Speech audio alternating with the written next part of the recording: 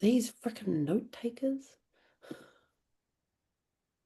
Shoot. Okay, do I have her email address? What's this? It's the same symbol we use every week. These freaking note takers. Okay. Is Jay's note takers back again? Yeah, Where that did was. Peggy and where did Peggy go? Oh, maybe she thought she was in the wrong place. Yes. We are live on YouTube and we're just about to open up the room. Yay. And not Emmeline. Uh, I don't have her email address. uh, Shoot. msayer@gmail.com, Hang on. I Let me think. just is this a link? AI open office. Oh, I see it's 10. That's why people are getting queasy.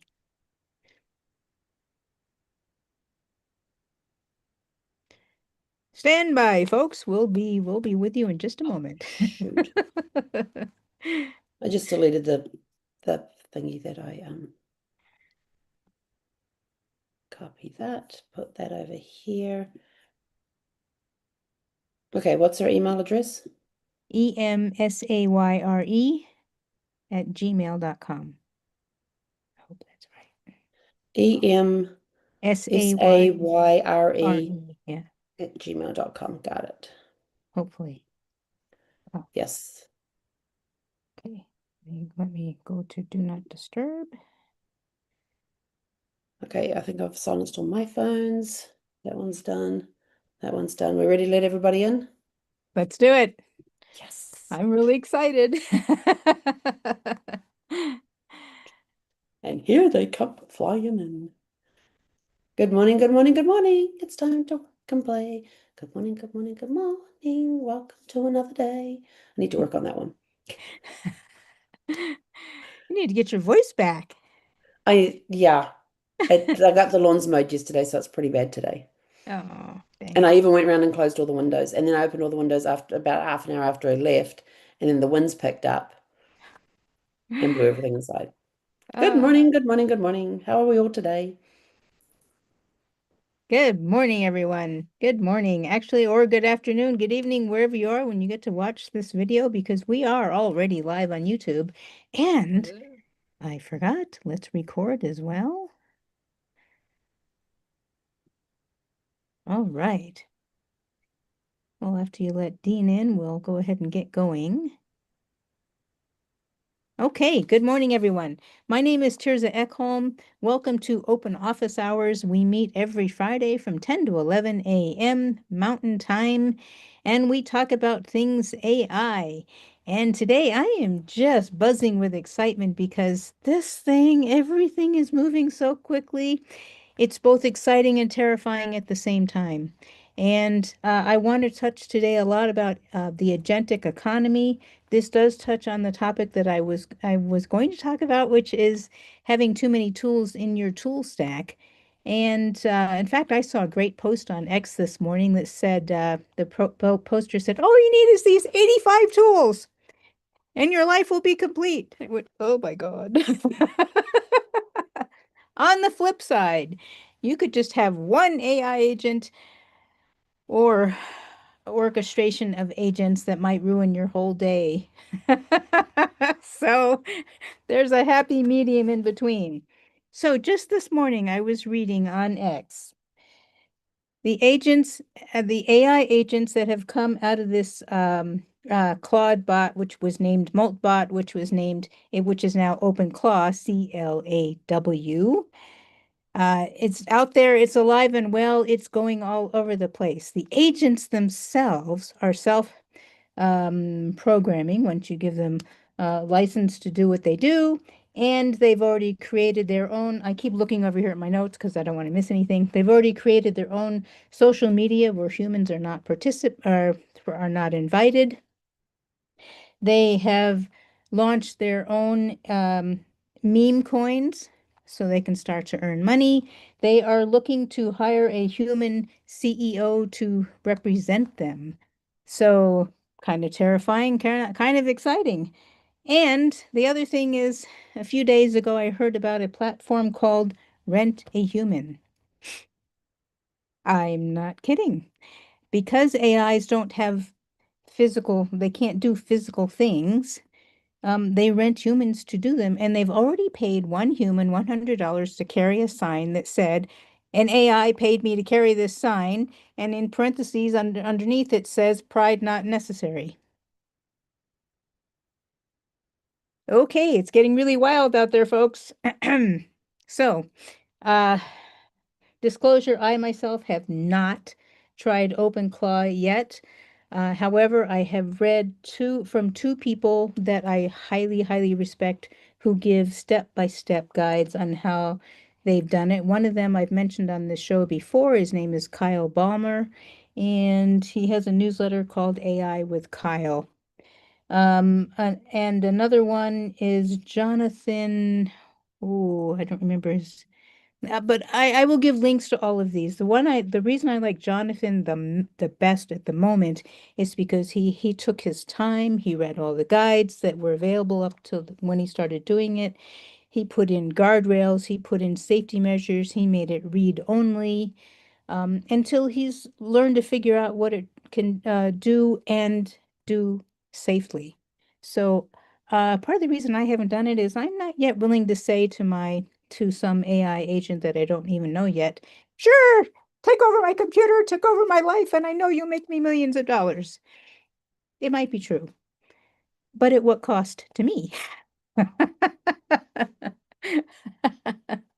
So on that note, AI doesn't change your ethics. You're in charge of your own ethics.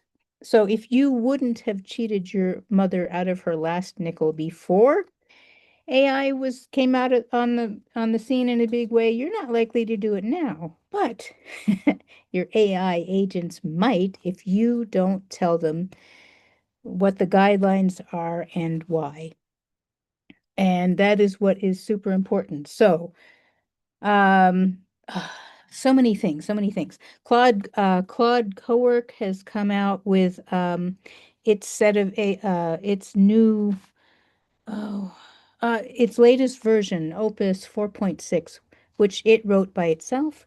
Uh, OpenAI's Codex version 5.3, it also wrote itself.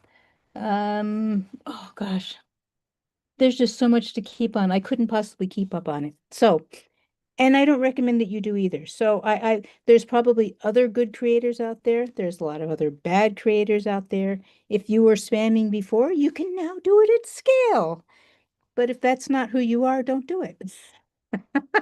So that's just the simple and easy. I highly recommend um, staying or following a few experts here in this field. And I've got a little list here. I will include these in my follow-up email. One is Jennifer Bagley, and she has a platform called Just Start AI.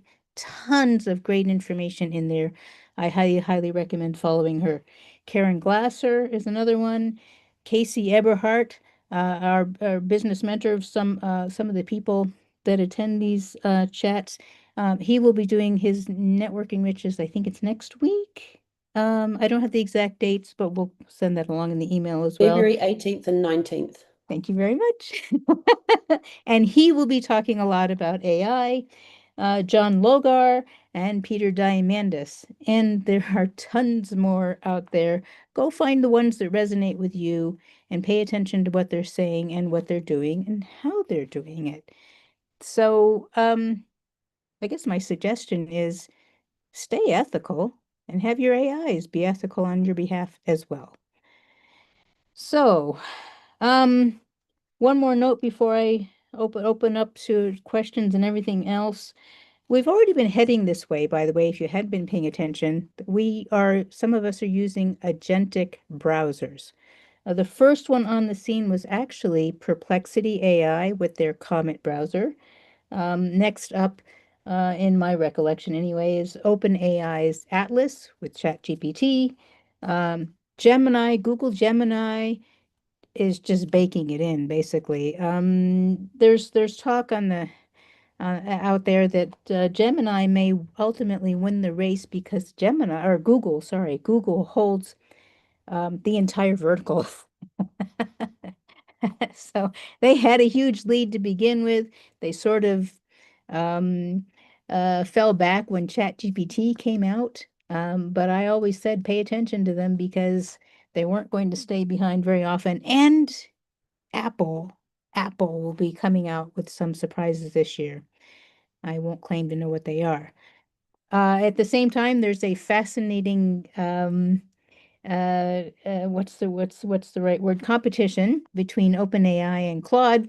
Anthropic apparently has a Super Bowl commercial that just say it disrespects OpenAI. But just for comparison, Claude's user base is about a tenth, current user base is about a tenth of what um, ChatGPT's is. And ChatGPT has 100 million subscribers logging into it every week. Think about that. And OpenAI has been investing in partnerships all over the place. So that's kind of the name of the game. So where would you like to start? Anybody? Have you been working with agents? Did anybody try OpenClaw and get that brave? No, but I did finally get into Marblism. Oh, and what do you It think? was fun. I've still got to set Eva up, but so Terza and I meet once a week for our Zanekin studio business. And so last week she actually got me into Marblism for Zanekin Studio and had me telling me what to do, which was a lot of fun because I learn when doing. I'm kinesthetic with my learning, so it's show me, watch me, let me play. The only thing I haven't gone back and done is set up Eva, but we got the other bits talking to each other, and we're figuring out that we're going to get Eva to um, take what we do for our podcasts and assign it to the right people to get our notes for the podcast, get the social media set up for the podcast, and all of that. But it was a lot of fun. I just haven't had time this week to go back and play more, but I will be doing that. So that was a lot of fun. I kind of had a sort of like, I'm not really sure about this system, but thanks to Teresa walking me through some of the stuff and picking it up, it's a lot of fun in there. And there's so much potential in there. And so we were working out that if we did this, then the system can do this. So working out that flow between the different agents and stuff was kind of cool. I am I also excited. start. Go ahead, I also please. started Marblism. Um, I got Eva set up, the executive assistant, and Penny, the blog writer, and she's written me a blog and sent it to someone, Sunny, but I don't have Sunny set up yet. Hmm. So, Yes. seeing what they can do, see what they produce. It's like I gave her a little thing to produce a blog on, and I don't have a website. So it says, "Where do you want me to send it?" I said, "LinkedIn." And she goes, "Oh, that's Sunny." So I have to, slowly but surely. That's right. Hey, Paul, Yeah. have you given Eva a task to go out and do on her own? For example, have you instructed Eva, hey, write me a blog on Tuesdays and Thursdays and then show it to me, or just you're saying go do something right now? No, I've just got her set up. I haven't had her really do anything yet. So, Gotcha. but I'll give her a shot here in a couple days. Terry and I are going to meet this afternoon and talk about Marblism a little more. So I've had had it a week. I've been kind of playing with it with some other stuff. So, but I'm looking forward to get it fully set up so we can, because I have two different businesses I'd like it to assist me with. Yeah.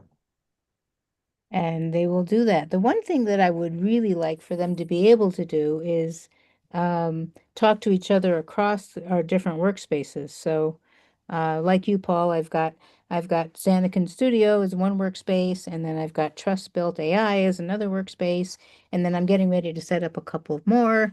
And actually, I've been meeting with people and coaching them on how to set up their Marblism for their businesses as well.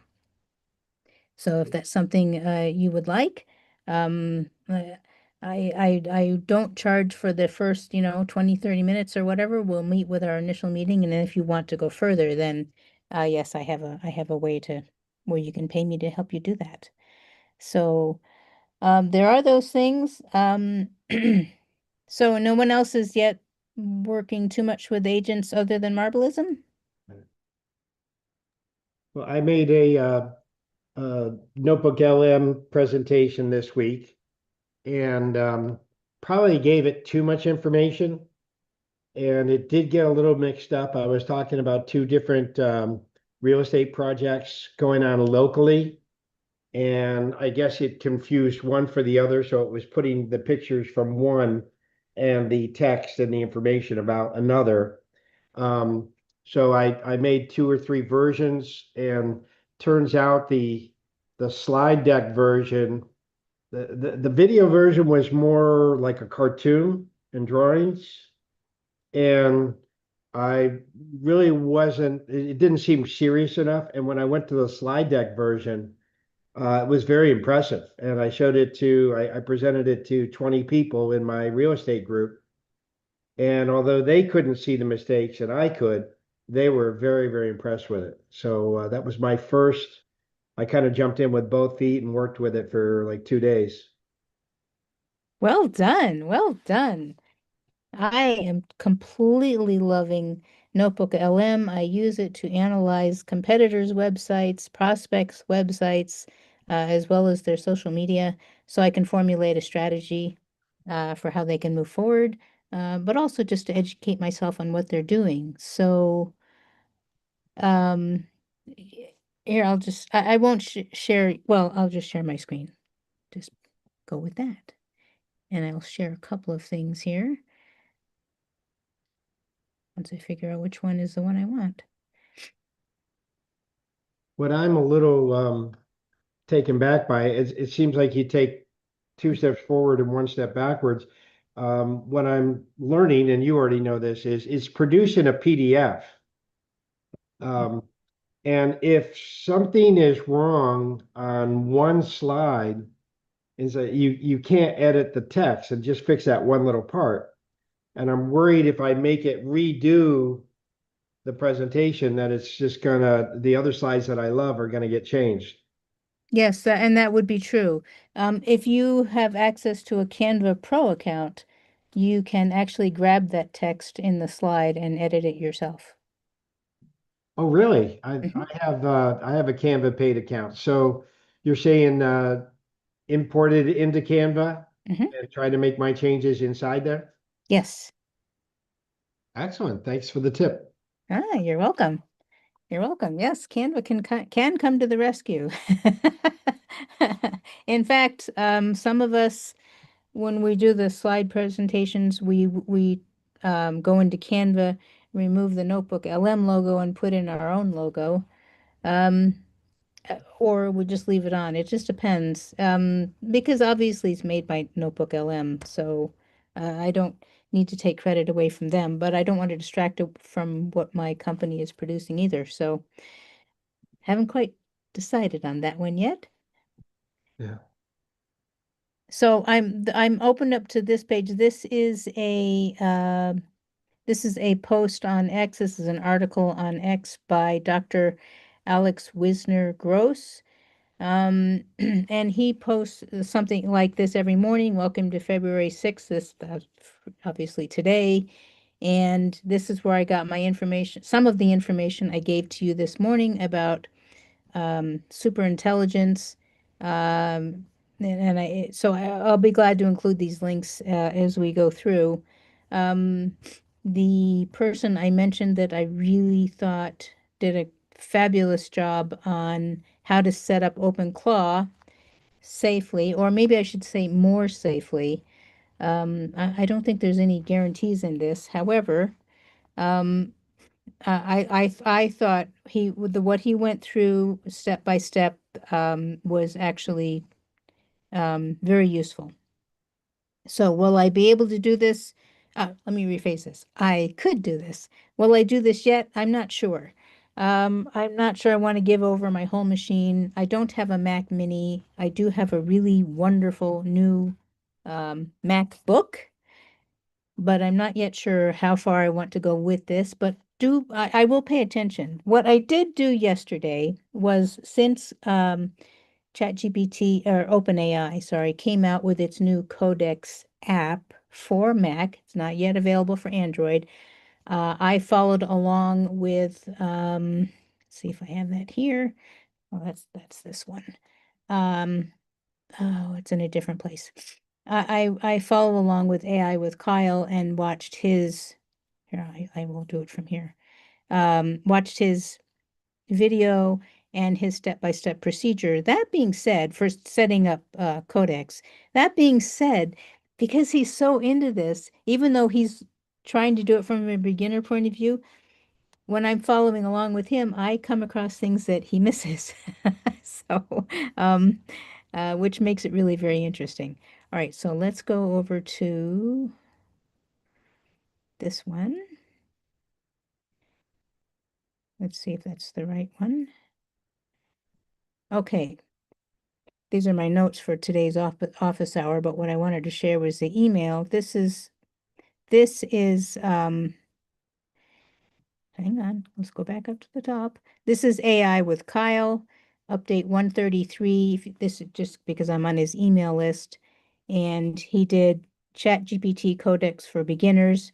He puts all this on YouTube as well, so you don't have to necessarily subscribe to the newsletter, but I find it super easy. He tells you where you can download it if you have a Mac, and then he does the comparisons and the step by steps. So I had this open, naturally, like I did with the GPTs to begin with. I had ChatGPT open and guided me through creating my very first app, which I kept local, by the way, just to my machine. And um, as you might expect, it wasn't very good. What I was creating was something called Not ICP, Ideal Client Profile. What I was trying to do, I thought was going to be simple, was give it a business idea or an actual business and say, tell me when I need some help, determining my ICP or the ICP of this business, tell me who wouldn't be a good fit, because sometimes that's really helpful. And it worked, but it was so general and vague that you could have said that about almost all businesses. And even when I changed the business description, it didn't change very much. So I played with that for a while. It was okay. At least it gave me an idea of how Codex can work. And yes, now you can talk to it in a very similar fashion to how you talk to ChatGPT. But once again, if you're vague, it's just going to do whatever you said. It'll be vague. So then I had it create something just for fun, making fun of people, our little rituals that we may or may not do when we go to get started with talking with an LLM. So completely made up, of course. It was just meant to be humorous, and that went a lot better. That being said, I haven't yet created anything useful, just experience. And that by itself is important. So I will show you just real quickly what that looks like. Oops, I need to share that.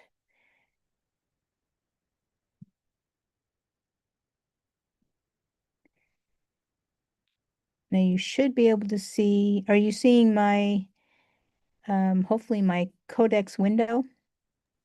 Okay. All right. So I won't say it's simple. It's pretty direct. To start it's just once you've downloaded it and installed it, what you do is you create a folder, say on your desktop, with the same name as the name of the project you're going to create, because that way you tell it where to put its stuff. And here, this was my pre-prompt rituals app, but if you want to start a new one, you just click here and click on Add New Project. Terza, And we're actually seeing your Finder folder.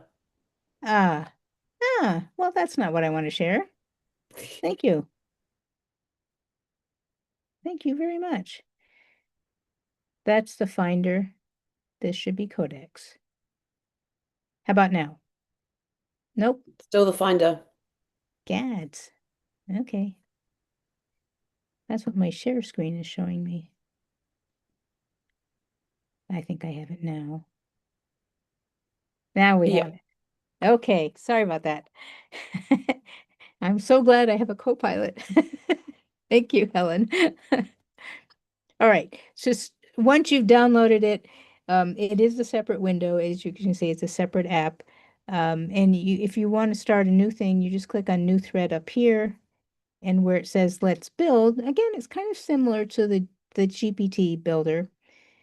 Here, if I just click here, I can continue working on the pre-prompt rituals app, which is what I told you I was doing for fun. You can see here, there's my not ICP, or you just click on Add a New Project. And you give it the same, a folder of the same name as your project, so it knows where to work from.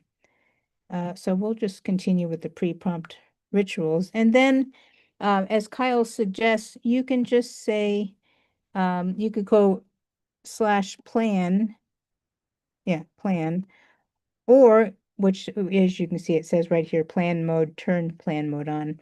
Or you can just conversationally say, let's spend some time planning this. And then, and Kyle suggests you kind of go back and forth with Codex, just like ChatGPT, until you've figured out what it is you want to create. And I suggest keeping it local first. One of the lovely things about keeping it local is, let's get out of there. You can actually have a preview. One of the complaints that I've seen in the developer communities is that Codex is not set up with a good preview. So if you want a good preview of what's happening, just tell it to stay local. When it does this, it creates, let's go over to that folder. It creates, unfortunately, I'm sorry, I have to bounce around a little bit. It creates, no, not the terminal. Let's go over to ChatGPT. It creates, I don't remember the name of the folder at the moment. Index.html. And when you click on that, in that folder, it brings you up right into the app that you're working on. So you have a chance, oops, sorry, I want to move this away. You have a chance to look at what it's creating. So this is a preview. And if we go back to reset rituals is the frivolous, lightly mystical warm-up for serious AI chats. Nothing here improves results. Everything here improves vibes. And you can clear the vibes. You can check today's model energy, and you can do your sacrificial first prompt. This is all meant to be lighthearted and funny. I only gave it 5 different things to answer. And when you say you're complete, it'll take you to the tip jar. That's it, which is not actually connected to anything either. All local, but also I could learn how to do it. People are building, I mean, this was only launched like 2 days ago, and people are already building super useful workflows. So probably the other thing I would say to you is map out your workflow first, what you intend it to do, and then you can go into Codex and tell it exactly what it is you want to do. Terza, with the term local, does that mean keeping it local on your computer and not putting it out to anywhere so you're the only person that can see it?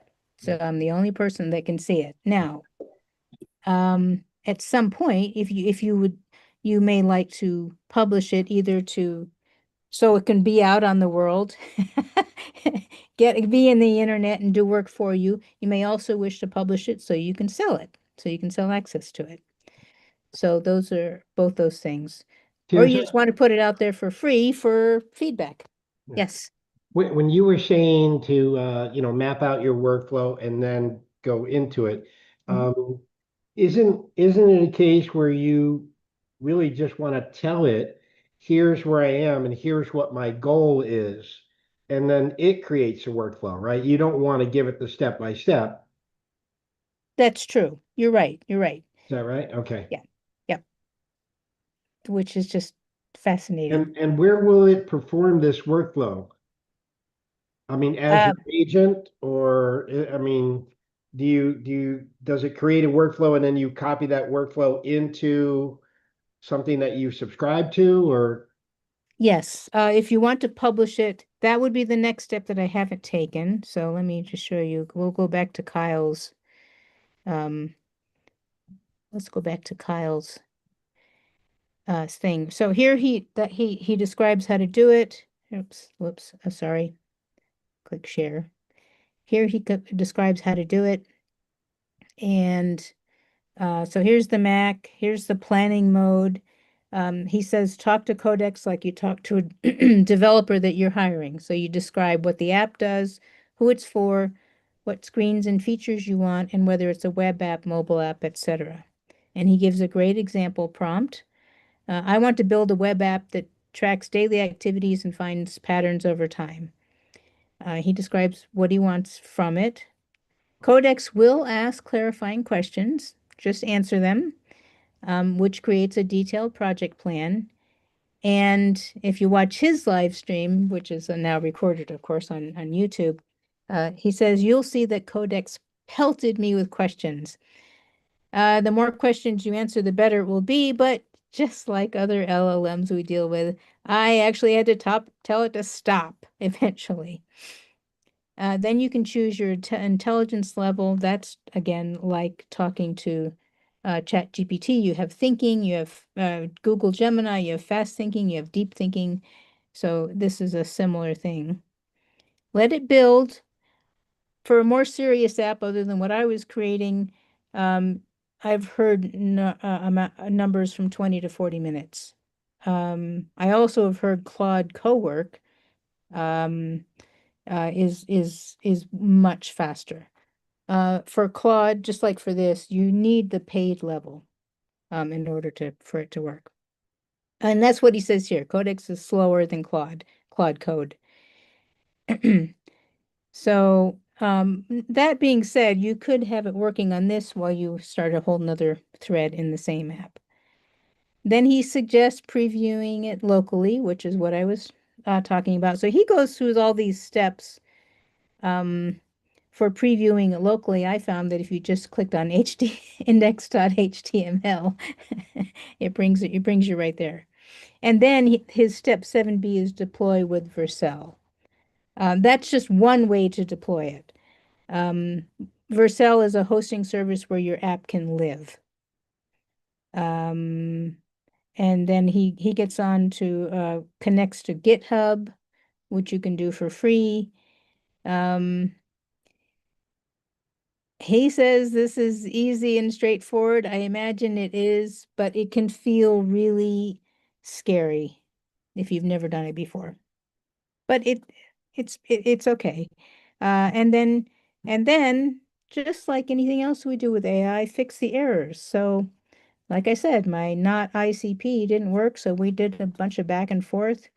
What I now know is if I had given it a different project scope, I might have gotten better results. But I think it's what I was asking for is a little more complex than what I stated.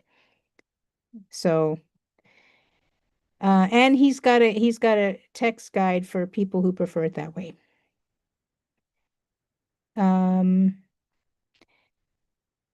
I encourage you to try Codex, get familiar with it, or if you have a paid version of Claude, go try it on Claude.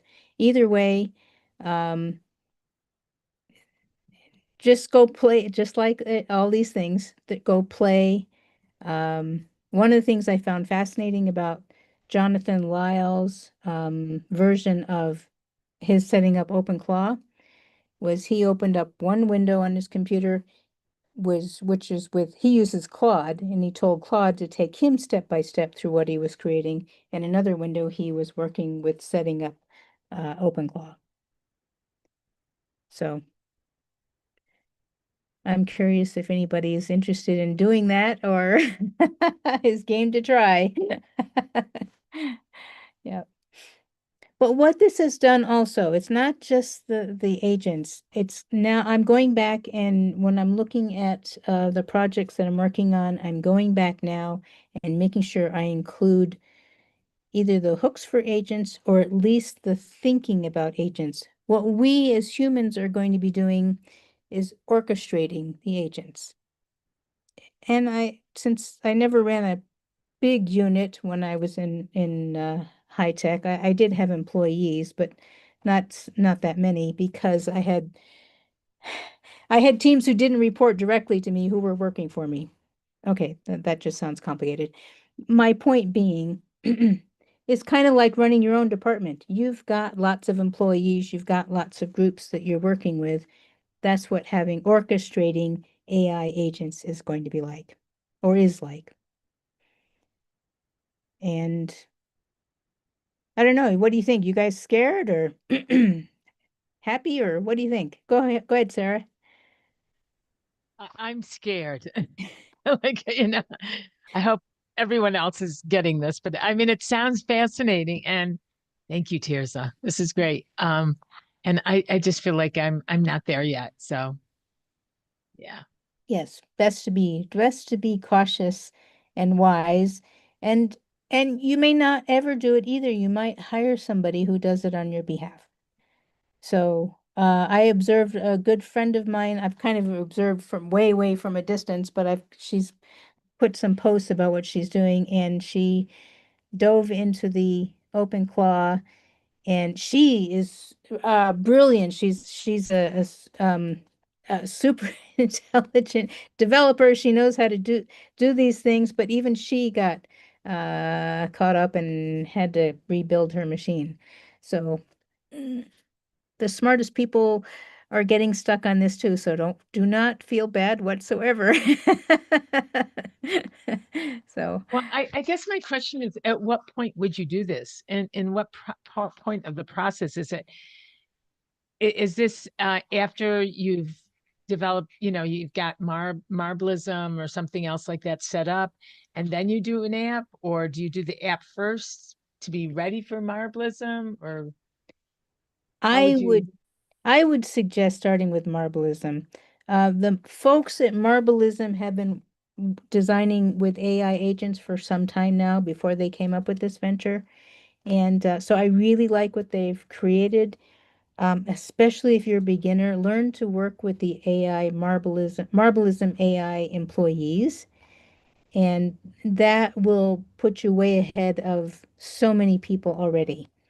So I definitely recommend Marblism for that. It's a great way to get started. If you're going to go enterprise level, then you enter a whole nother realm. And by the way, yes, OpenAI did that also. They opened up something called Frontier, and that's enterprise level agents. And now you get into the really big stuff. These are agents that work across your entire enterprise, and you're orchestrating agents that are orchestrating other agents. I'm definitely not ready for that. So, yeah. Yeah. So, what else can I show you? Don't be afraid of things that don't work, because that is data. And that's true. That was true before AI. You go try something in business that doesn't work. Okay, fine. Go try something else. It's it's just Uh, life. I- I've been working kind of on and off on this stuff.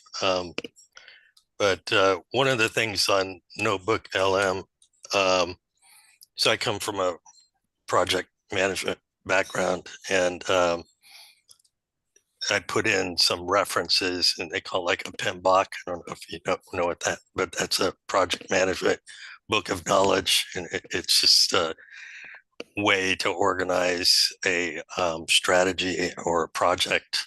And then my particular project I was working on was I want to work with VA buyers, and I had some information from some seminars. I put that into the Notebook LM. Then I told it, okay, using the PMBOK format, develop a project strategy for me and it did it. And it came up with quite a bit. And then I took out the things that I didn't want and made it a little simpler. But the thing that it did was that it told me that, to attract these VA buyers, it's not a sales pitch, it's an education to them.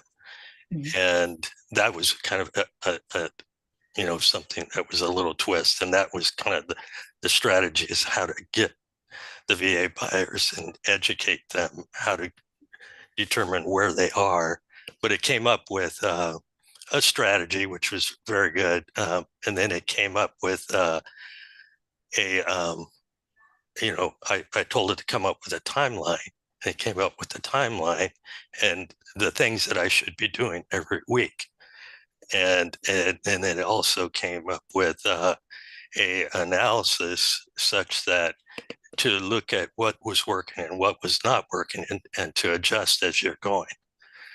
And so it came up with, I think it was 6-month timeline for and every week. So I was pretty impressed with that. I said, wow, that's very good.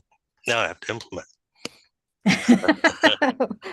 But the thing is that when you're talking about this, I mean, all the AI companies are coming up with their strategies, and they're using, I don't know if they have traditional, models that they use, but it's moving pretty quickly.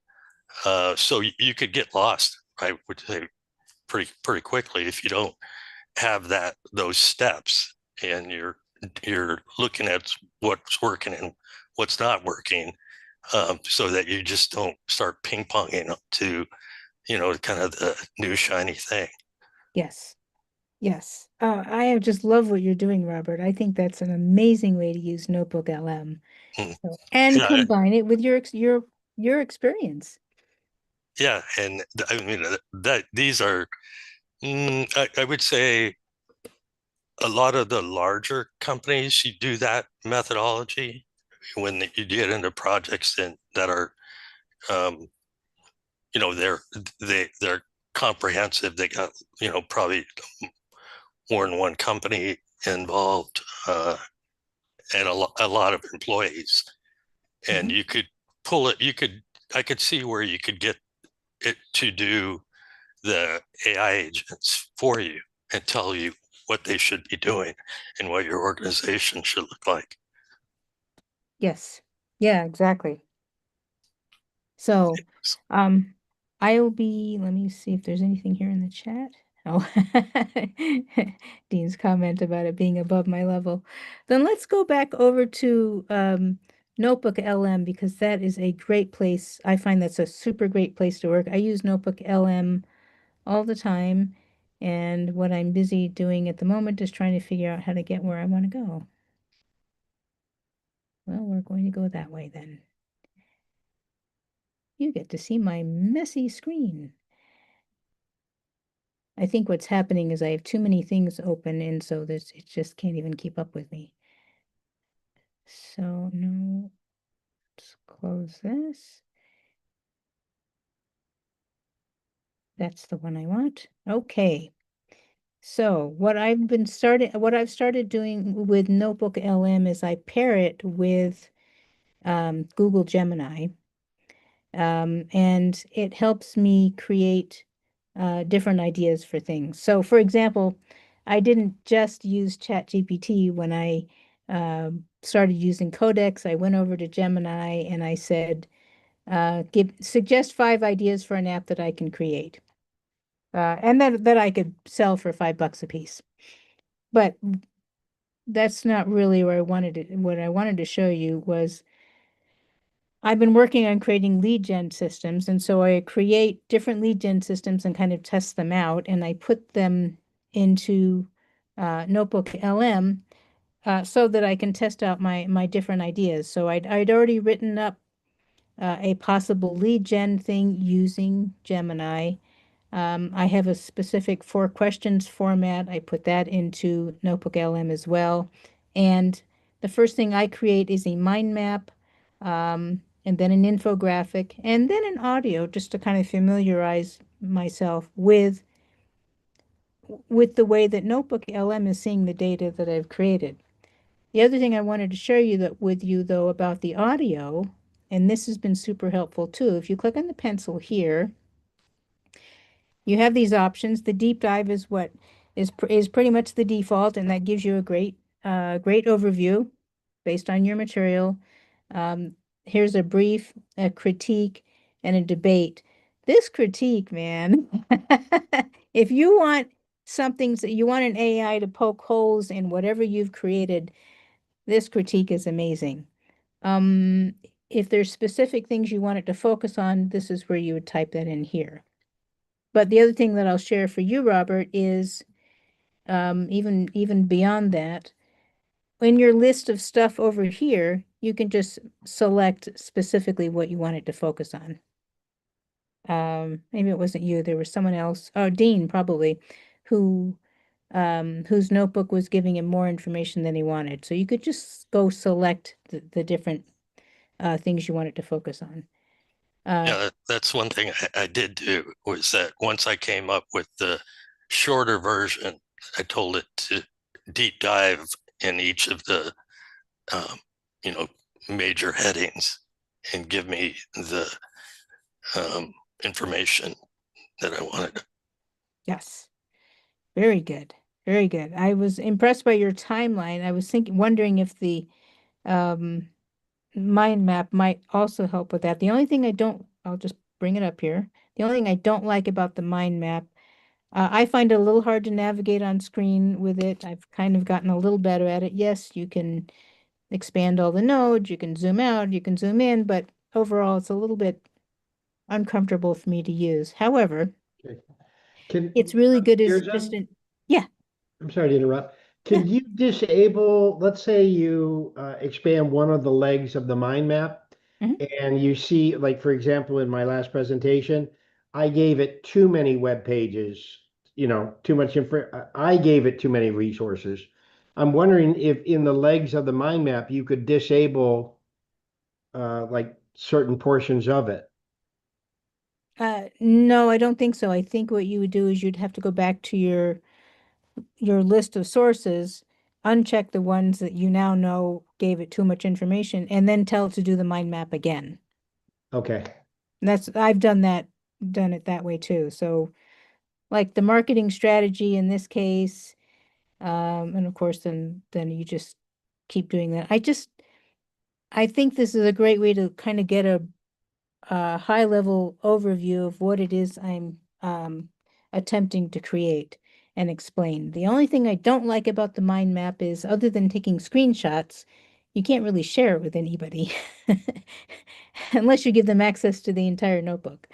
So again, you're doing a deep dive into your own material, or as Dean said, the material you gave it. Which, as I demonstrated last week, you can do that over here. You can actually ask Notebook to go out on the web for additional sources. You can add your own sources, of course. One thing that I do, here, let's click it out of the moment, is I will chat with it and have it create things, and then I will say, you can tell it to save it as a, it's not called a source. You can tell it to save over here in the studio, and it will. The other thing I do is I copy it and go make a Google Doc and then upload the Google Doc over here, so it becomes another source over here. So different ways to think about that. So, all right. Thanks, Sarah. So, let's see if I have another one to show you. Terza, what you just said might be another way for me, for my earlier question in our session today. I'm thinking the way you just said that, do you think I would be able to copy that into Google Docs, edit those Google Docs, and then drop it back in here? Yes, exactly. Or should I start a new notebook with that as its source? That's hard to say. I guess I've done it both ways. Okay. Yeah, yeah. For example, I wanted to try to apply my now new created process on my own website. And so I did give it the link to my website. And guess what I discovered about my own website where I'm talking about you need to have robots text and LLM text in the background. It wasn't there. And therefore, when I put it in here as a source, it couldn't read it. That's kind of bad for a business that's advertising that that's the service I offer. So I asked Google Gemini what to do about it until I could get it fixed, which I will do. And it said you can take the website and in your browser and save it as a PDF, and then take that PDF and bring it over into your notebook. So that wouldn't have worked if my site here, I think it's here. Yeah. If it was all a bunch of images, if these were all images rather than text, that still wouldn't have worked. And maybe because of the coloring too, it just couldn't pick up what I wanted it to. So if you save it, I think it was over here. And up here, if you click on, hold on, where did I do it? Oh, I know. You click on print of all things. You click on print. Oh, up on the very top of your screen where it says Chrome, and you click on file and then print.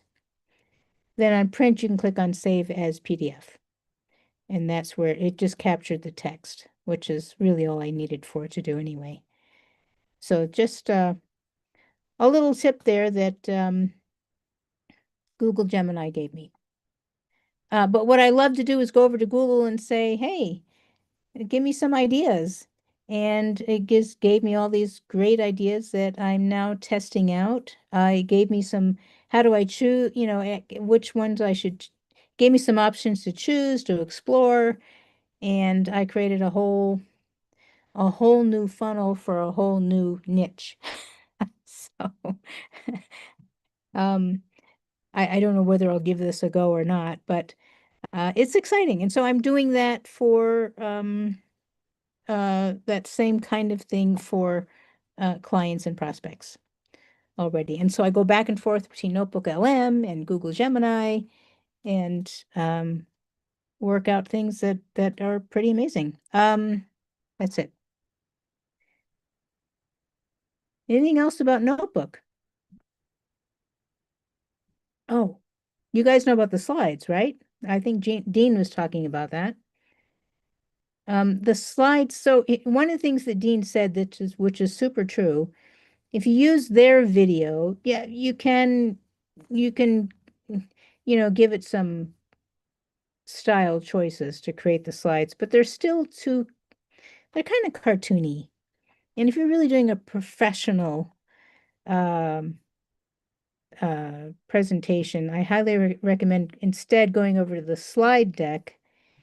And while you can't have those styles to choose from, I suppose you could write them in here. You can put things like bold colors or corporate um whatever, corporate forward, something. You can describe it the way you want the slides to look. But even if you don't, if you let it just be as it is, see if I have any in this one. I don't. The Yeah. slides look a lot nicer. I was surprised that the styles were so contrasting from the video to like a comic book, that although it was just in itself kind of impressive, it wasn't serious. And then the slide deck, coincidentally, it used all my brand colors, and Oh, nice. it was very like Fortune 500, very That's it. professionally done. And the photos that I had uploaded and everything, it was like using two different programs. Yeah. Yeah. Yeah. I don't know why they've set it up that way. The one feature I'm not comfortable with, I don't understand what to do with it. So if you guys are more into data-driven things, which is probably where I either need to be or I need to partner with somebody who is, or hire somebody. because that's not my thing. But I said, just to see what it would do, I said, just create me one. And it took my sources and it organized the data into tables. So that's pretty nice. I imagine there's other things that you can do with it. So if you come across how to use that well, I'd be interested in seeing. What else? There's So Teresa has a comment, has a question in there saying that yes, she's new. Can you give me a brief description of what NotebookLM is and what it does? absolutely. Great question, Teresa. This is it is a free tool by Google, Google itself. And the way you start all together is you go, I think it's notebook, yes, notebooklm.google.com. But what it is, it's a way of creating your own sources, whether there's things that you have written or things you pulled off of the internet. Let me go choose some here. And when you set up this notebook, uh, Teresa, it allows you, when you ask it questions and you have it create all this stuff that I was showing you, it only draws from the sources you give it. So this is extremely useful for people who have done a lot of writing, who have YouTubes they want to understand. That's another one. I used it in part to teach me how to use Marblism. So over here you can see I have a lot of sources, but the source I started with, Teresa, all we can see is stop losing leads because AI can't understand your website. okay, We can't even see your mouse moving around. So yeah. thank you. Boy, let's talk about having too many windows open. Let's go here. There, how about that? What I was going to show you, unfortunately, let's go back. If you just go on Create Notebook, let's just start from the top. Your brand new notebook, you can give it your own files. You can, so you just click on that and give it upload the files from your computer.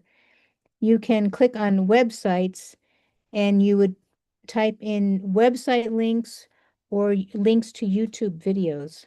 And this is a really great way to do a deep dive into somebody's YouTube video or even your own. So you just paste them in here and you click insert.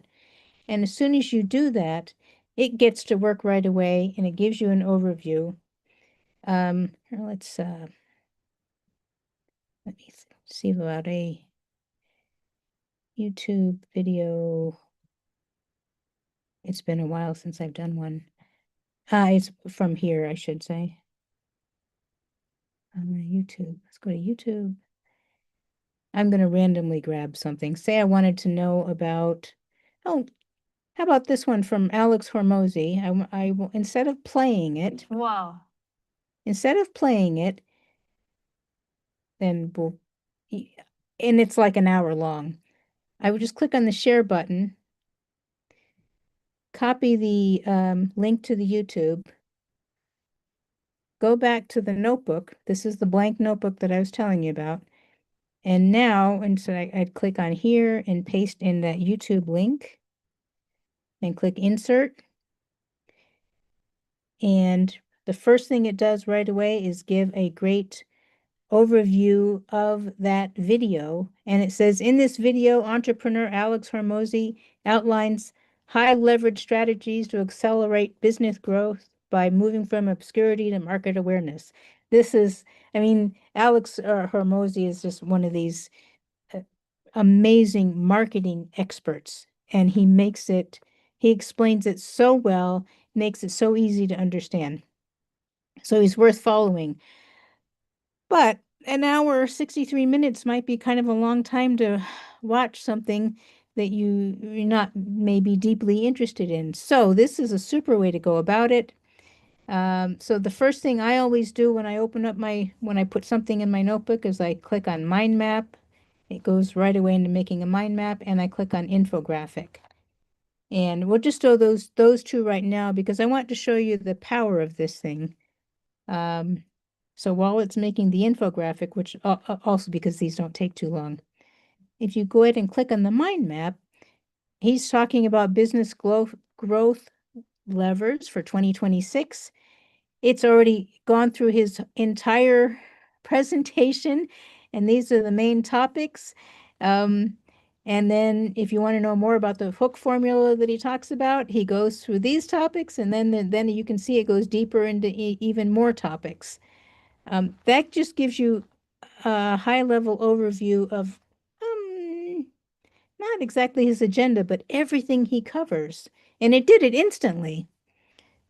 So then the next thing is when the infographic comes up, I would bring that up, but it gives you a beautiful, gorgeous graphic of what he's talking about. And then if you were to click on either audio or video and go away for 10, 15 minutes, when you come back or go do other stuff, you'll have a 6.5-minute video if you choose the video that condenses all of Alex's information down into a great explainer video, or an audio where they do a deep dive, two AI agents do a deep dive and explain everything that Alex just said in 10 minutes or less. So, and then here's the cool thing, Teresa. This down here, now this is the chat. And just like in ChatGPT or Gemini or any of them, you can type in questions and it will answer you just like those other chatbots, but it will only take information from what's over here and nothing else. It won't hallucinate. It will only take that information from there. So if yeah, go ahead. Okay. So when you ask it a question, I'm afraid that, let's say I ask a dumb question, I'm afraid that it's going to put it into the presentation. It won't, or it will. No, the presentation only comes from the sources. Okay. Yeah. And It so, doesn't, even when you create stuff over here, it doesn't draw from the stuff over here. It only draws from over here. right. So I was afraid to click on two things at once, and you did that. And I never clicked anything on the right-hand side until I had given it all the instructions I wanted to give it, and my work was done. But this is something that you could, like the mind map and so forth, you could do as you're working with it. Yes. Yes. Oh, fantastic. Okay. So now let's check out the infographic it created. I know it looks kind of involved and kind of scary, but when you start to go through it, you see how well it has gone over everything, and you can see Alex is a master.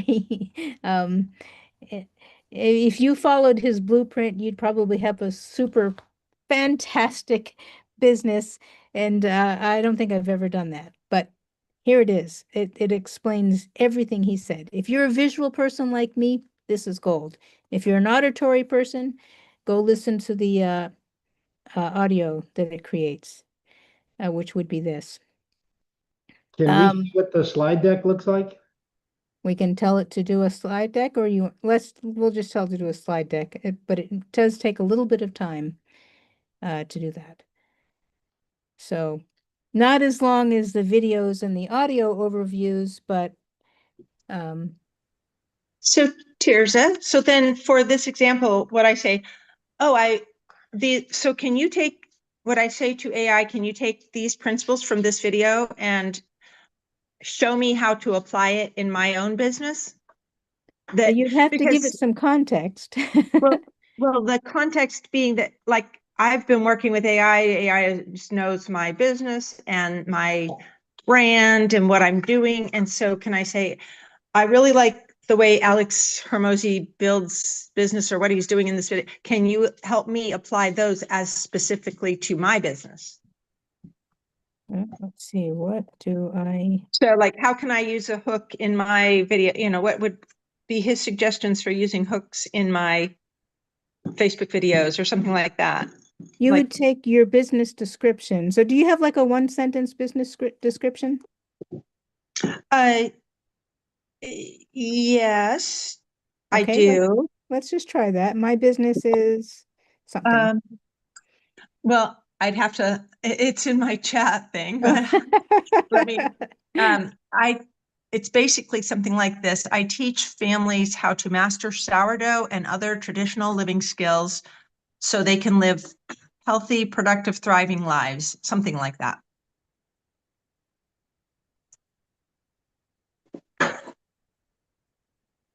And other traditional living skills That's good. There we go. through my workshops. Oop. So they can live healthy, thriving lives. There you go. Let's just see what it comes up with. Apply Alex's what, business model or strategies? Strategies, yeah.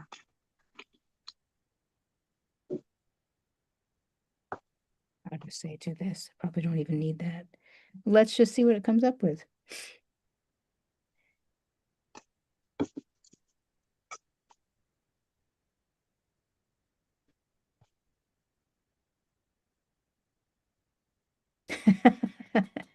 Yeah, he's phenomenal. Yeah. Refining So messaging I'm detail. curious. Yeah, let's see what it does. Based on Alex Hormozy's strategies for 2026, here's a tailored plan to grow your sourdough and traditional living workshop business. The first hurdle, accept that nobody knows you exist. The first hurdle is obscurity. If your revenue is under $1 million, you must assume basically everyone on earth doesn't know you exist. To fix this, you need to dedicate the first 4 hours of every day to core 4 activities: cold outreach, warm outreach, content, or paid ads. And it just keeps going on Oh, wow, through that's all of really this. cool. And here's what I was talking about before. You can click, if you click save to note, it puts it over there, right? But to Dean's point, if you wanted to have it create a video just on that, then what you would have to do is copy it. I would go copy it and put it into a document. So what he's doing is copying his answer. AI is copying his answer. I'm copying, Oh, you're copying AI's answer so you can put it and save it. yes, exactly. So then I And let so it, that's what I would do, because rather yes. than just go retrieve it off of AI every time, I would go just have it in my own files. So here, I could go back to that notebook and say, just go pull it off my Google Drive. But for this presentation, I just want to show you, you download it as a PDF. Okay. And there it is. Now we go back to that same notebook and we add it back in as a source. Oh, okay. So now this is more, just this one item will be tailored to you. And as soon as it finishes loading, I'll show you what you can do with that. Oh, okay. Wow, that's cool. So I don't know, it shouldn't take too long, but what I would do is I would, after it loads up, I would uncheck this box and check this box. And then I would go over and either do a mind map or an infographic or have it create a video, Or like explaining a video. schedule for a week, a plan for how I implement this in my week. You could even say that. You could go back to the chat and make sure only this one is checked and say, great, now create a content plan for a week or whatever it is you would ask it. Yeah, or a month. Might need a month for that one. Sure. And Tirza, you're doing this while it's working on the other thing in the background. And Yes. so really this is productive. I always seem to wait, like, okay, I'll wait till this thing is finished before I start my other idea. But this will have nothing to do with the slide deck it's generating right now. It won't Nope. stop that and import it.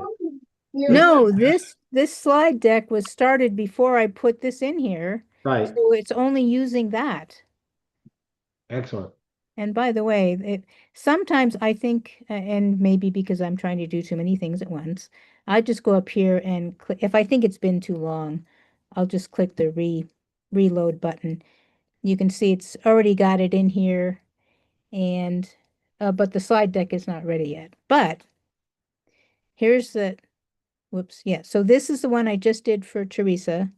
And I don't know, let's just create the infographic and see how her individual customized infographic would show up. And that's how I love to use NotebookLM.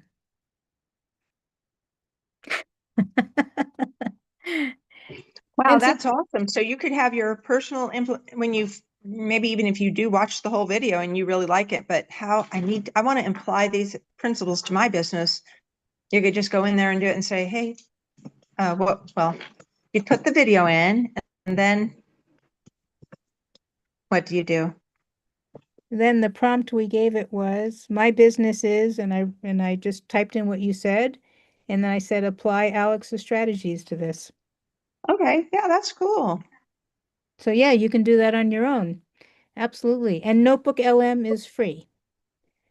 Okay, and you just access it by NotebookLM.google.com. Yep. okay.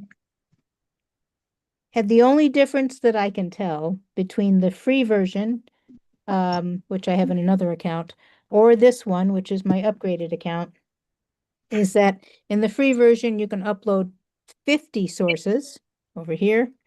And in this version, I could upload 500 sources. So, and as Dean pointed out, you could overwhelm it and be back to the same situation you have with like ChatGPT or others, because it's got the access to the entire internet plus whatever it trained on. All right, so let's go look and see what it created for Teresa.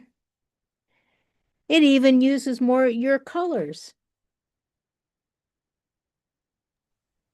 Yeah, that's cool. So, and we didn't even try to customize it. We just said, well, here's the one document, create what you see out of that document. And it did it Yeah, in, so yeah. could I take the information that I get and put it into my ChatGPT? Because ChatGPT already knows like a lot of my whatever, all the stuff that I've been asking it and it's been helping with. And then it would say, and here's in sunrise and time tailored to your, and here's, use my logos and pictures and things like that. And Yes, although I think you could upload your logos in here and do the same thing. So you can okay. play with it back and forth. I have downloaded these. You would just do that over here, by the way. And then uploaded them in ChatGPT and said, hey, I created this infographic. Use it for, and you tell it what to use it for. Okay. For developing a month plan, breaking it down into 4 weeks. You got it. Well, that's cool. Yeah. Yeah. So I'd be happy to send you some of these things, Teresa, but and I will, but Oh, also I'd love that. go Thank you. create your own too. So yeah. You may like, if you have two marketing experts you like, you could put them both in there. You could say, you could go get one of Casey's videos and say, using the information in this video, go create X, Y, Z for me. So, alrighty, we've kind of gone over today, but as I've said, there is so much going on in AI. Um, you cannot keep up with it, so don't. But the way I look at it is whatever shows up in my feed, that's what I'm wanting to see that day anyway, and not to worry about it. And Teresa, are besides there that, some, yeah. go ahead. Nope. Are there some past videos like that I can watch? Do you have something about something that helps you create an ebook with your own pictures? I haven't done that, but other people have on YouTube for sure. I'm putting this up in this house. So if that's something you'd like to see covered next week, I'd be glad to do that. And Yeah, I would like to find out more about okay. that. Just like putting together, when I look at other people's courses and stuff, they have such pretty graphics and it's all seems nice. And I'm Mhm. not very good at Canva. So There are some tools that will help you with that. I've heard something about creatoru.com. I don't know what that is though, exactly, but I think That's there's so many different kinds of things everywhere. You can also ask ChatGPT to create some images for you. Okay, he did help me with my logo. Okay, good. Got my logo, and yeah, that's about it. Okay.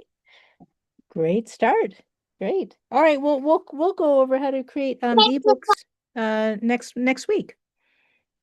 So on that note, Helen put into the chat, Helen and I do together a Zanekin Studio podcast Sunday evenings at nope, not 5 p.m. 5 p.m. Pacific time, 6 p.m. Mountain time. It's not like this. It's if you go to YouTube and YouTube Live, there will be a live chat there. So of course you can put your questions in there. But she and I go over 7 questions every week, AI questions that you need to know about. And come visit us Sunday evening. We'd be glad to answer questions live right there in the YouTube channel. In the meantime, have a fabulous week. Keep playing, keep exploring. See you later. Thank you, Bye guys. now.